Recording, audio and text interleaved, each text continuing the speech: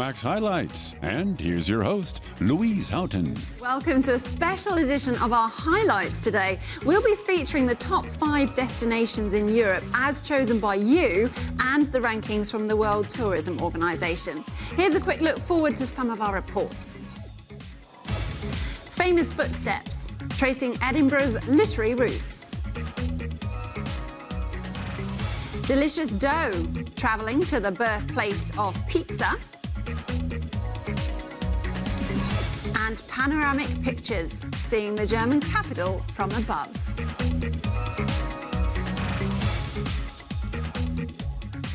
So we start the countdown with the country that comes in 5th place. It is the UK.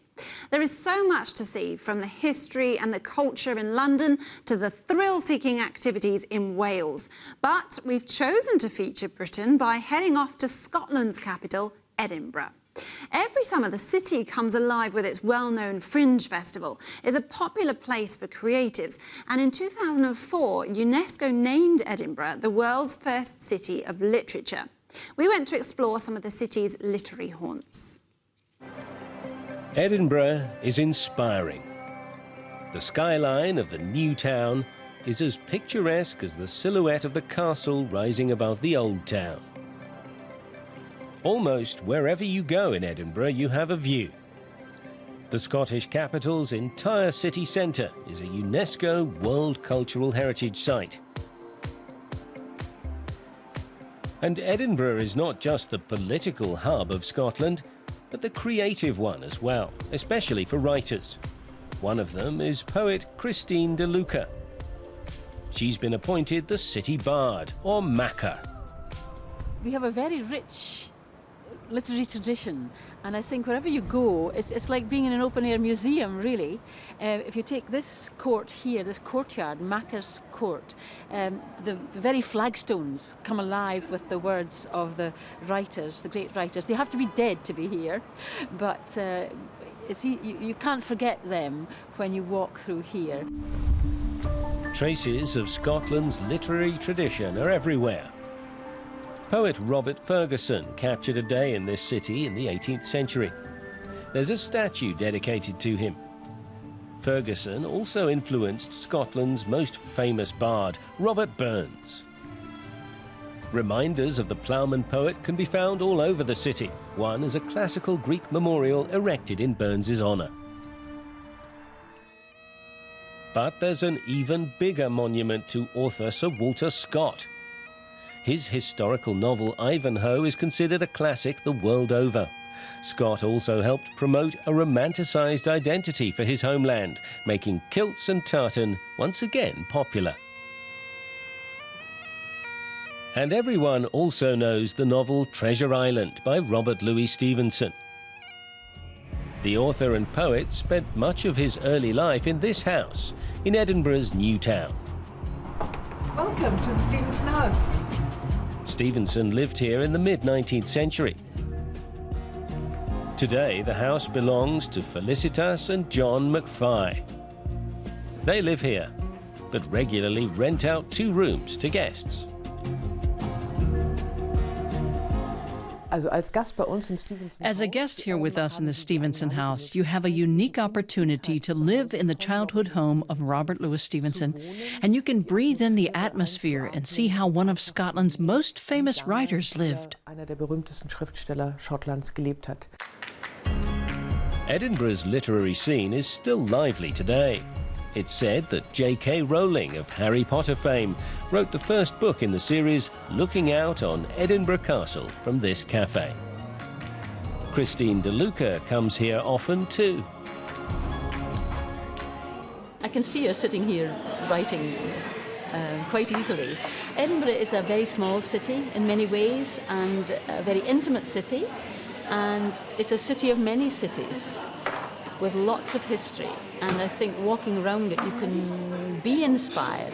You can walk up to the castle, down the Royal Mile, and you see the old city. Some say Rowling modelled the magician's boarding school Hogwarts on Edinburgh Castle. Outside Edinburgh, there are other sites that have inspired Scottish authors. Robert Scott's work immortalised the ruins of Tantallon Castle. And Robert Louis Stevenson set his novel Catriona at Bass Rock. When night draws in, the pubs and bars in Edinburgh's Old Town see plenty of custom. After all, in many places, visitors can choose from around 300 different types of Scotch whisky.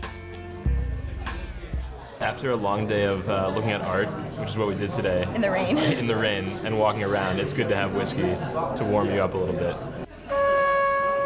The Scots are very proud of their whisky. Robert Burns often used a wee dram or two to fire up his creativity. In one of his poems, he even wrote that freedom and whisky gang together. Well, from Scotland, we head to Spain, which falls into 4th place amongst Europe's top destinations. A country famous for its cuisine, its traditional dance, its wine and cultural cities. But there's also a small cluster of islands off the African coast that belong to Spain. Tenerife is the largest of these Canary Islands, but Fuerteventura is more famous for its beaches. So here's a taste of the Spanish sun. The shifting sands of Fuerteventura. Stretching to the shores of the Atlantic, they form one of the most beautiful beaches on the island. The 10 kilometers of pristine beach attracts over 2 million visitors each year. We love the sand. The mix of volcano and sand. It's pretty. You can really see that nature creates more beauty than people do. The sea and the landscape here are much more authentic.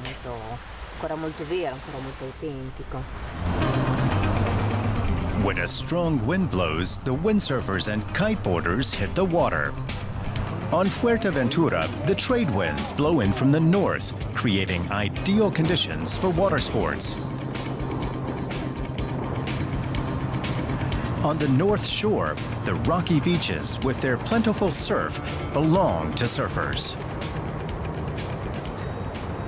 And for those who want to learn, one of the island's surf shops can help. Surfing instructor Andy Kulepes teaches beginners. Here in Fuerteventura, we have 4 times a day, semi-diurnal tides, equal tides. They have similar water. Once the theory lesson is over, it's down to the beach. After a dry run on land, it's time to jump in. The first time on the board is a challenge for many, but this is the perfect place for beginners. It has waves all year round, so there is consistency. And as well, we have different times of different seasons. So there are bigger waves, smaller waves, and really big waves as well. That's why they call it the Hawaii of Europe. Next, we head inland. The mountains on the Spanish island are ancient, dormant volcanoes. Nestled between the peaks lies Betancuria, the former capital, which draws its name from the explorer Jean de Betancourt. He made landfall on the island in the 15th century. Today, Betancuria is one of Fuerteventura's most beautiful destinations and the cultural heart of the island. Betancuria is the rural and natural side of Fuerteventura. This isn't a tourist spot with sandy beaches. Betancuria is rural and quaint. Here you can find the traditional dishes and drinks of the island. Some of these can be found at the Casa Santa Maria, a 200-year-old farmhouse. Tapas are of course on the menu, but if traditional dishes from the islands are more your style, try the papas arrugadas, potatoes with a sea salt crust and red and green sauce, or traditionally prepared goat dishes. We raise the goats here in Betancuria. They produce cheese with a very special flavor. The cheese is served with marinated olives and wine from the neighboring island of Lanzarote. Next, we head to the south, to the botanical garden Oasis Park, which is home to 8,000 palms and nearly 30,000 cacti. The park is dedicated to protecting the island's indigenous species. There are endangered species here that only live on specific mountains or a valley or cliff face. We try to grow them here and do our part to protect biodiversity because they are dying out in the wild. We end our tour with a view of the ocean and the cliffs of La Pared. These natural landscapes add to the charm of Fuerteventura, a paradise in the Canary Islands. Definitely one to keep on the list of places to go, but then so is the next Mediterranean country that falls into third place. It is another destination known for its cuisine, and as soon as I say pizza, you'll know where I'm talking about. Yes, Italy. Pizza is available all over the world now, though, but the classic margherita first originated in Naples. That is, at least according to the Pizzeria Brandi that lays claim to its iconic name. Pizza is a simple, hearty, traditional food. Italy's national dish is an export hit worldwide. The delicacy hails from the foot of Mount Vesuvius. In the Mediterranean metropolis of Naples, pizza is part of the culture. Tourists and locals alike meet in the Via dei Tribunali, which many people say is the best place to go for pizza.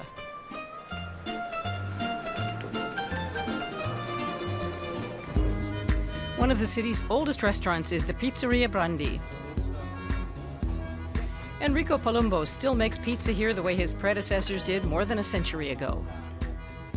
Tomato sauce, mozzarella, spices, olive oil, and fresh basil top the pizza dough. Pizza Margherita was made to honor Queen Margherita. We use red tomatoes, white cheese, and green herbs, the colors of the Italian flag. Tradition lives on at Brandi. 125 years ago, the very same Italian Queen Margherita wanted bakers at Brandi to make one for her. Raffaella Esposito obliged. Her thank you note still hangs on the wall. It marks the birth of the Margherita pizza. But the origins of pizza go back much further. The Etruscans were already making flatbread topped with whatever food they happened to have on hand.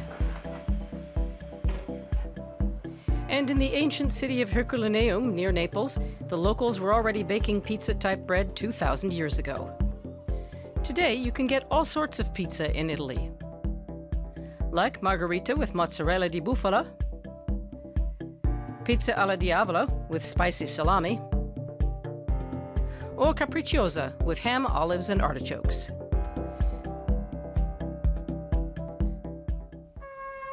But there's a man who says all this diversity isn't good.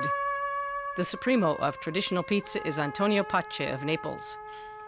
His organization promotes the traditional Neapolitan margherita. The Associazione Verace Pizza Napolitana meticulously prescribes the diameter, color, and type of topping. More than 550 pizzerias around the globe stick to these standards. We've registered a patent for the recipe with the EU. If a pizzeria wants to advertise with the words genuine Neapolitan pizza, then it's got to conform strictly to the recipe. And we monitor this to see if they're in compliance. But at the Naples Pizza Festival, more creativity is desired. Every year, more than 500,000 people crowd the Caracciolo Promenade to assess the work of pizza makers from all over the world.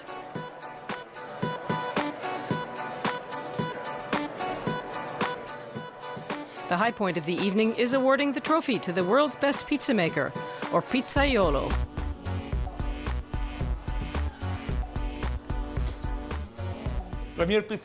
Neapolitans are just about born with the pizza in our hands. It's a part of our culture. Pizza is life for us. It's everything.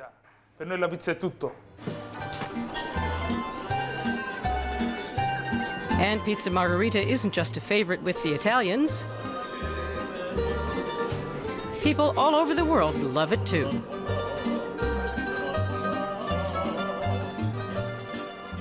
Perhaps the best way to first explore a place is with a photo book, and there are a few quite as impressive as those by German photographer Robert Gran.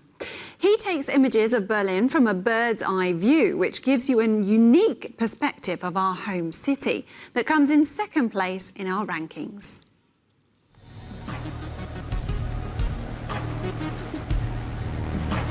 The sky over Berlin. That's Robert Gran's workplace.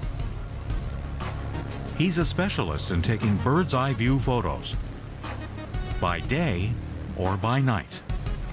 He knows the German capital like the back of his hand. He's been a professional aerial photographer for 20 years.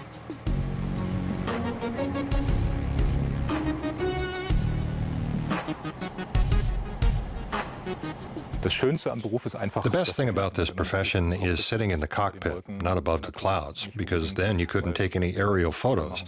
In the cockpit, you can watch from above how landscapes change and develop over time. Gran was born in Potsdam, just outside Berlin. His biggest passion is nighttime photography. Pictures as sharply focused as these were unheard of just a few years ago. The latest digital technology has made it possible. Earlier cameras just weren't sensitive enough to light. And Gran has a favorite Berlin building to photograph, whether it's light or dark. For the last 15 years, my favorite motif has been Berlin's television tower. Its polished steel surface makes it possible to take its picture from below at any time of day. And from the air, you get Berlin's skyline in the background. It's fascinating. No picture's like another. It's a new view every time. Gran is one of about 35 aerial photographers in Germany. As a teenager, he dreamed of becoming a pilot. When that didn't work out, he became a photographer. Years later, he found the way to combine photography and flying. Photography was a roundabout way of coming back to flying. There are strict criteria for becoming a pilot. Back then, I didn't qualify. And later, I found the way via photography. At some point, after flying with lots of pilots to take aerial photos, I decided I wanted to fly myself. 18 years ago, he got his pilot's license. Since then, he's flown and taken pictures at the same time. That way, he gets exactly the angle he wants. If you're sitting 2 meters away from the pilot, he can't imagine exactly what you have or want in your viewfinder. And then at some point, after I had my pilot's license and enough flying experience, I realized I could combine them. Gran launched his own photo agency in 1999. It's one of the few in Germany that specializes in aerial photos. He has about 200,000 of them in his archives. He sells his pictures to newspapers and magazines, but also to private clients. Gran doesn't restrict himself to Berlin. He's taken aerial photos in Dubai, over the Persian Gulf, and in South Africa. For the 2010 Football World Cup in South Africa, we were the only photo agency that offered aerial images of all the stadiums. I went all around South Africa in 5 days. We spent 8 to 10 hours in the air every day. And then at 10 in the evening, in the hotel, we'd send the pictures back to Berlin via the laptop. Those are really thrilling highlights, but everyday routine in the agency is different. Gran's main source of income is pictures of construction sites and commercial buildings. They're commissioned by people who want photos to present their real estate. This is a service business, not art. Gran sees himself primarily as a tradesman. But where he gives free rein to his creativity is with his night photos. And even after 20 years, Robert Gran still discovers new motives over Berlin. What part of Europe would you most like to see? Every week, our EuroMax Extra Tour series takes you to a region or a tourist attraction of your choice in Europe. Write in and tell us where you want to go and why. Don't forget your photo. Then we'll take an extra tour on your behalf and show your picture in our program. Write to us at DW Euromax, Wolterstrasse 6, 13355 Berlin, Germany. Or send a fax to 49 for Germany, 30 for Berlin, 4646-6505. Or an email to euromax.english@dw.com. We're looking forward to hearing from you.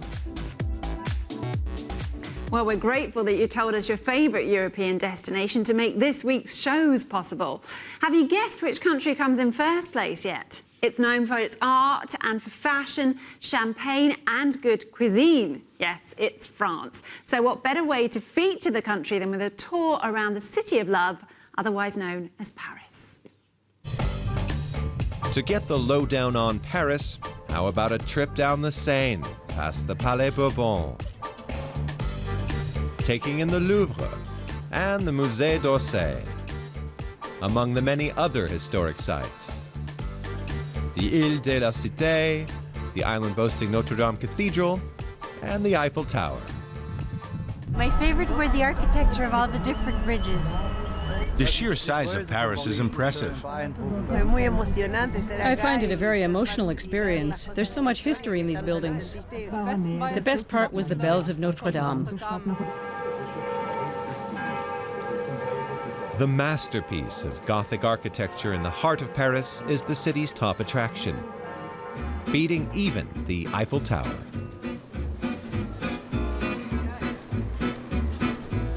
The cathedral draws over 13 million visitors a year.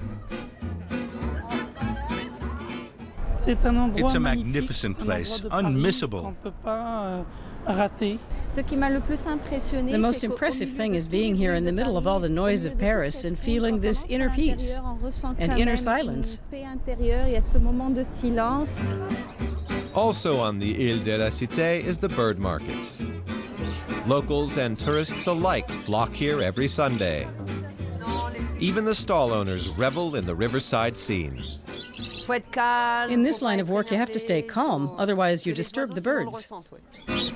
And Paris just wouldn't be the same without the bouquinistes. Some of the vendors lining the banks of the Seine have been selling their antique books, postcards, and engravings here for decades. Books in general might be harder to sell these days, but this bouquiniste loves his job. Because I'm all alone, and it's all up to me, and it doesn't feel like work. Julia Polak likes the more colorful but less touristy areas in the north of the city. The German-French artist finds no shortage of ideas here, especially at the fish market.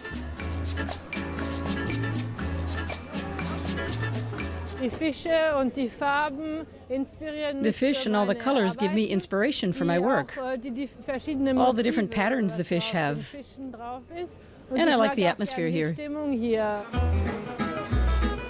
The fish motif, in reality and in the art of Julia Polak.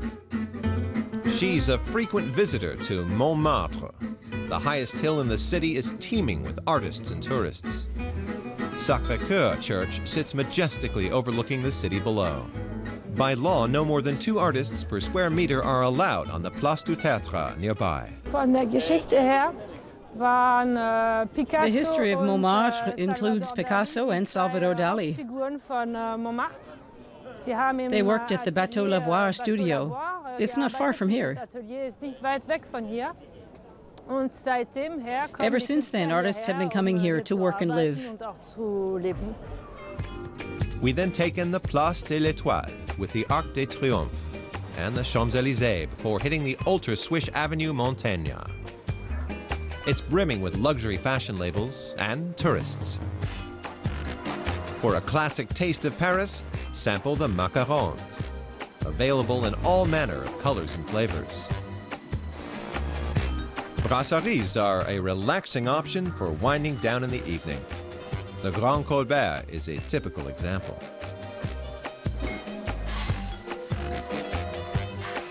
Later in the evening, oysters and lobster are especially popular. We like the atmosphere and the ambiance, and it's very nice here, and you get good food. The nights are long in Paris, Just down the hill from Montmartre, you can't miss the Moulin Rouge. The legendary Cabaret Theatre offers a flashy finale to any Paris sojourn.